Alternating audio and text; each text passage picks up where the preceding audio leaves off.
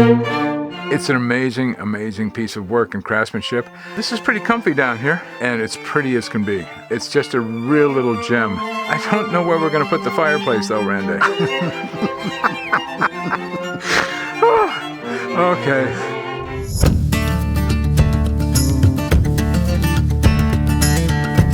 Hi there, this is Captain Q. Join us as we travel hither and yon to show you some great deals on some really interesting boats and maybe learn just a little bit with each one. Where's my captain? Randy, I hear you, buddy. I hear you. Hold on. Man overboard. No, I'm right here. I'm just looking at the combing on this hair shop beauty here, and the varnish is really fantastic. Is this the boat we're looking at? This is not the boat we're looking at, but someday we should look at one of these boats because I think people ought to know about these. This is the hair shop. I'm not certain if it's a 12.5. This one actually feels bigger, but she's quite nice. It would be a great day sailor. Look at these long bench seats in here. Oh yeah, really pretty. Yep. Not great to lie down on, but you can sit comfortably. What do you say we go take a look at a Sparkman Stevens day sailor? Now, This is one type of day sailor in the grandest of style. Ooh. Yeah, I mean super grand style. I like grand style. This is a true day sailor. All you're going to do probably with this boat we're going to look at is go out for a sail. So here we are in front of a M36. This is a 36-foot day sailor. This was designed by another famous team, Sparkman and Stevens. This particular boat was first designed in 2004. This was built a year after the design came out. And this is truly a niche boat, I guess, a niche boat design. It's really meant to go day sailing. They've also added to this just recently, I think in the last year or so. It seems sort of strange in a way, but here are bow thrusters. Wow. On a 36-foot day sailor. We're just not going to work a lot on this boat, okay?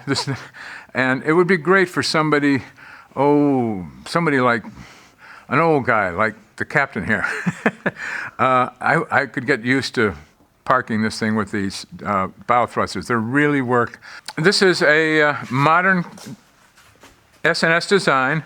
This is a full length. This is the more shoal draft keel, I believe, on this boat, which means it's about 4'6" is the draft, though this actually looks like it might be the long draft, which is only 9 inches deeper, and that's 5'3", I think, for the deep draft. They've given enough lateral plane here to make the boat steer straight, and probably felt they needed a little extra ballast down low, and they've got a pretty big slug of lead right there.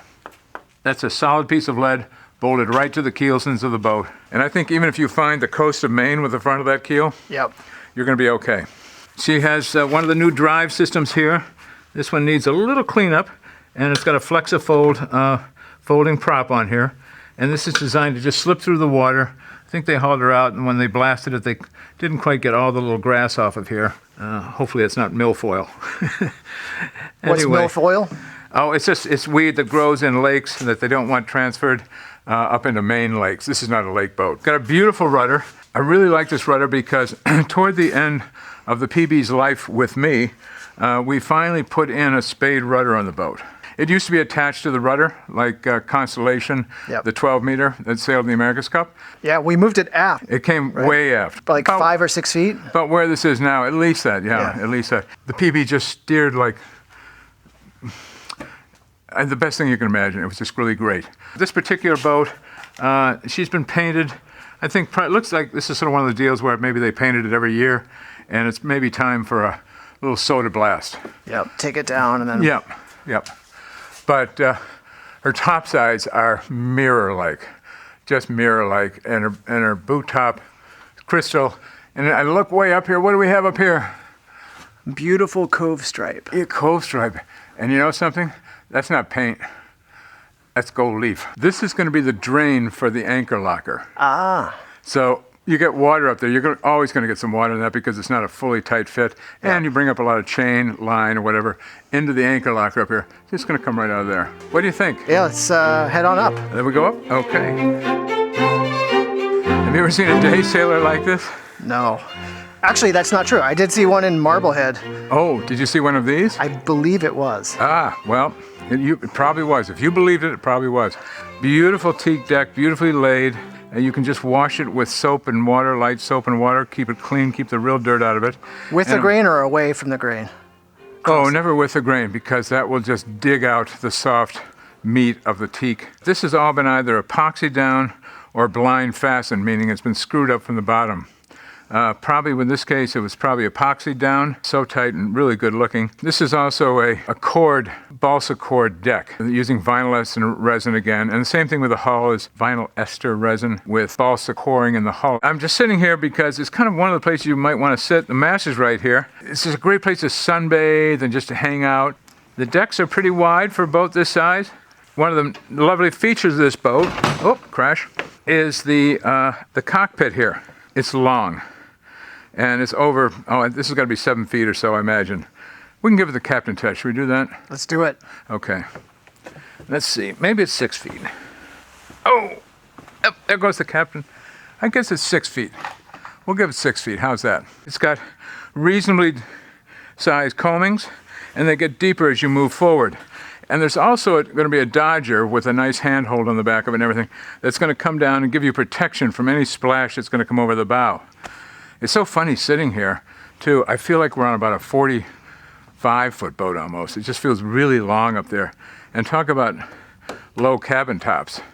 This appears practically flush from where it's sitting. They've provided a little electrical help for things. You have an electric winch over here that will bring in your mainsail.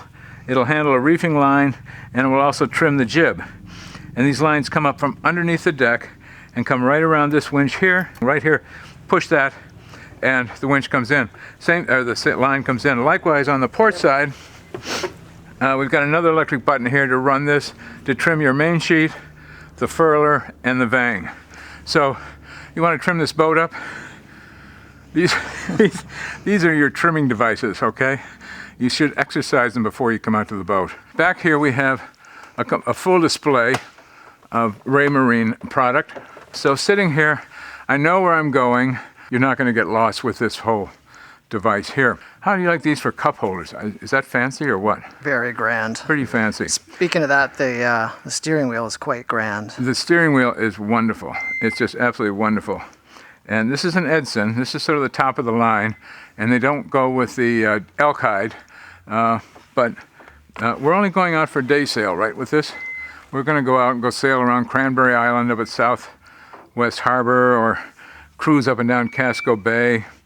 I don't think you want to race this particularly unless, your neighbor had one, and that would be fun to go out and bang around with each other. Oh, wait a minute. I'm sorry. Randy. What? Sorry Look, about that. I just got condemned at another shoot for the phone. Why is your phone going? Can you tell me what's going on here? Well, I'm getting messages from our Patreon crew. What are they? Why are they sending? Who are the Patreon crew? Well, it's our supporters that have decided to sign up and contribute to us on a weekly basis, and it gets access to our kind of inner circle. Could I buy a boat with it, do you think? I don't think so. Maybe a sunfish. We don't have enough Patreons then. We don't. So if we had more Patreons, maybe I could buy a boat? Maybe. A little boat? I'll take a little boat. Well, that's very cool, but it's really interrupting our episode here. I'm sorry. And so I'd appreciate it if you'd... Quiet on the set. You've interrupted me in the middle of this beautiful boat. So let's talk. We've just talked about navigation, right? We figured out how to get where we're going. We got the Raymarine instruments. We got a beautiful compass. There's a bevy of Raymarine. You're going to have your apparent wind, your depth sounder, all those critical devices right up there that everybody can see. I noticed a little joystick. Well, there is a little joystick. Yes, exactly. And these are pretty amazing. I mentioned that I had had a chance to use one about 2 years ago. They're pretty cool. This is as simple as you can get. Look, there's no lines in your way, nothing. I do know that she might carry a small asymmetrical spinnaker. If you open up Webster's, you'll find the word simplicity, and there's a good chance you might see a picture of a Morris 36. This is a boat built for one specific thing, really one specific thing, I think. And that is to go have a pleasant day sail with friends without doing any work. Nobody has to work. You're going to be delighted with this because nobody's going to strain themselves. When a partner in a relationship says they're not as keen on sailing as you might be, then you would be happy to get on this boat and say, come on, my friend, join me. You don't have to do anything. Just sit there. Now, this is the part that's just, we're going to have to I don't think tongue-in-cheek is quite right, but after you bought and owned this boat, you're going to realize that you're just going day sailing. But sometimes you get wet, or maybe some of your crew members might get a little sick and they want to lie down. So it's nice to have a place for them to get out of the weather, lie down. They might need the use of a head because that happens. We're human. And so they provided that down here. They did not think it necessary that you have a lot of headroom in the boat because it just isn't necessary. You're coming down below to sit down. So come on below. Well, I'm noticing one thing right off the bat. Right off the bat, what is that? 2 steps. 2 steps, very nice. What would that provide an owner of a boat like this with the ability to do what? It's great for dogs. Yes, there you go. We also heard from one of our viewers that if you've got some physical challenges, it's really great for that purpose too. That is true. I'm going to call this sitting headroom, okay? And we have a lot of sitting headroom until you get to this point, and it diminishes a little further. This is the only area you really need it comfortably, and the rest of the time you're going to be lying down here on one of these really nice cushions, and these have got like 4 or 5 inch foam cushions under us. Right in the center of the floor, there is a point here where you can put a table. So it's raining outside and you're at the mooring, suddenly the sky opens up. Let's get our sandwiches out of the fridge, and there's no stove, or you're not gonna do any cooking on here. And so you're gonna get sandwiches out of the icebox or some makings and put together a nice salad and sit here and enjoy each other's company. Maybe a glass of wine, since you're at anchor, that's okay, we think. A little cribbage. And a little cribbage, yes. Oh, I love cribbage on a boat. That's great. And the same fitting we'll find up in the cockpit. So when it's bright and sunny and you want to enjoy the outdoors, take the table up and set it up in the cockpit. Really nice arrangement. You have a nice big king-size width at this end, 4-peak berth, and you just crawl right in there. Maybe we should see that in action. We should. And unfortunately, I've left the forward hatch open a little bit. And see, the way you do this, if you're really clever, is that you bring yourself in mostly like this, and you swing around, and this is almost wide enough, like we've seen this on other boats, where you could almost sleep sideways, but I'm gonna roll over here beside a sunshade. This is pretty comfy. Yeah? Could you sleep in that overnight? Yeah, I think I could. Especially a nice warm evening with a little breeze coming through here on an anchor. You're not going to want to probably plan a trip to Nova Scotia and cruise all the highways and byways of over there with it. Just for the heck of it, honey, let's go spend the night on the boat. Okay, let's do that. It's almost like a toy, but I mean, it's like a miniature. Some of you'd walk into your den and you'd find this boat sitting in there and saying, "There's a model of my boat," And with all of this, I don't know how many coats of varnish are on here. They have an interesting little knob we haven't seen before. So you push this, and then just give it a little turn, and it pops open. See that? Very nice. Pretty clever. So here's the head, and who are those people in the Lord of the Rings, the hobbits? The Hobbit, yeah. Be a perfect hobbit head. You could call it a hobbit head. Just see how it's all on slides and everything's pretty nice. Just give that little button latch a push, and see how nice it is. Everything's stored there nicely. Yeah, a lot of stuff stored. And there's storage behind the sink and under the sink, so there's quite a bit. This is a little bit of a trick, and I think there's a couple ways to do this. You can do the front entry. This is the front entry approach. And you see, I got in pretty easily, right? And I know you were thinking, how is he ever going to get in there? Once you're in here, you are enthroned, right? You would close the door, like so. And what's the other thing we like about this? It's fore and aft. Fore and aft. Arrangement, yeah. Right. So we're going to have to hit a brick wall to get thrown off of this throne, and that's not going to happen. So it's pretty nice once you're in here. It's fine. It makes sense. This is just sort of an emergency situation. So you have the ability to help somebody who might have a little mal de mer, and they just need a place to go. And then you can get right to the galley. I can get right to the galley. Oh, by the way, when I went in there, the light turned on. Huh. So here I am in the galley, And this is kind of reminds me a little bit of the Colvik. Remember the Colvik we went on board? Sure. British-built boat, built back in the late 50s or whatever. You had to kind of sit on the companionway to do anything. This is almost the same thing, but it has a nice fridge right here, and you can see that is pretty dandy, right? Nice and deep, and all powered up, all Corian tops.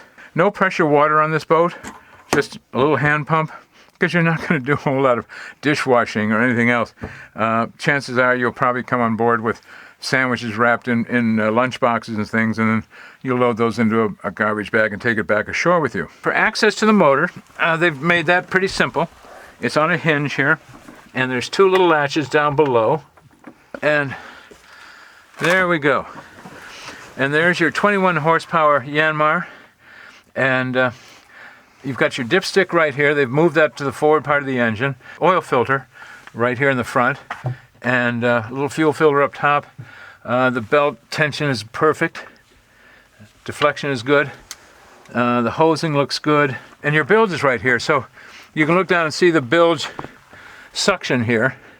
And there's a pretty heavy exhaust for the bilge suction. There's two of them. And I think one is water intake. This is pretty comfy down here. I don't know where we're going to put the fireplace though, Randy. It's an amazing, amazing piece of work and craftsmanship. Comes from a great design house, Sparkman Stevens, and it's pretty as can be. This is you asked me what this would be like in the automotive world, and it might be like an old beauty of mine called an Iso Griffo. Most beautiful car I've ever known. Those cars only had 2 seats, right? So how practical is that? Are you going to go to the lumber yard with that car? No, you're going to have a great time. That's kind of what this boat's like. Beautiful boat. It's going to go fast. It's going to feel fast when it's sailing. It's safe. It's stiff. This is actually quite cozy sitting here. The longer we sit here, the more I'm, getting into the mode of the boat, frankly. I'd like to have that table up, and I'd love to play a little cribbage with you right now. You'd probably win. Well, that's very nice of you. It's just a real little gem, and it's not unlike a diamond. All these things are worth a fortune, but they're only this big. This boat is more expensive, but it's perfect, like a diamond. So this is not a diamond in the rough. This is a diamond in the sea. It's just a beauty. It makes your heart go faster when you just see it sail by. This boat, it's hard to understand and hard to explain, but the a local yacht yard owner referred to it recently as a Stradivarius, and I can't argue that. The boat is perfection. It is perfect for what it's designed for. This is designed to be a day sailor for people with enough time and wherewithal that don't want to go grab a huge crew. They don't need all their grandchildren. So they can just go out for a nice sail and literally step aboard this boat, sit down, and drive it almost like it's a car. Couldn't be simpler. There's autopilot, there's GPS, everything so you won't get lost. And if it gets a little breezy or cold, here you go down, you get out of the breeze in luxury. A really beautiful boat. It's a little different than we've looked at before, a little higher price, but definitely worth seeing and understanding the concept behind the boat. One more thing. Yes, always one more thing. We'd like a rating on this boat. This boat's going to get a really good rating because of it being perfectly designed for what it was intended to be. And they did it to perfection. I'm giving it flat out 10 because it floats. We know that it floats, right? It's got to float. And another 10, this is going to 20 for perfection of design and for execution of that design by the Morris Company. It's a Stradivarius.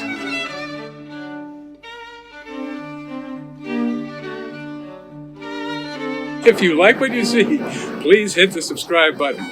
And if you want to be notified when the next one comes out, please hit the alert bell. And that's not desperate at all. So we're having too good a time doing these things, so you can hit the bell or not. Randy, how would I ever find out what's coming up next? You can follow us on Instagram here, Yeah. or Facebook here. We'll have little previews of what's coming up on our next episodes a little bit early. That's pretty cool. Previews. You all join me. I'm going to Instagram right now, and I'm going to find out what's coming up next week. Thank you very much. You know, Instagram's not a place.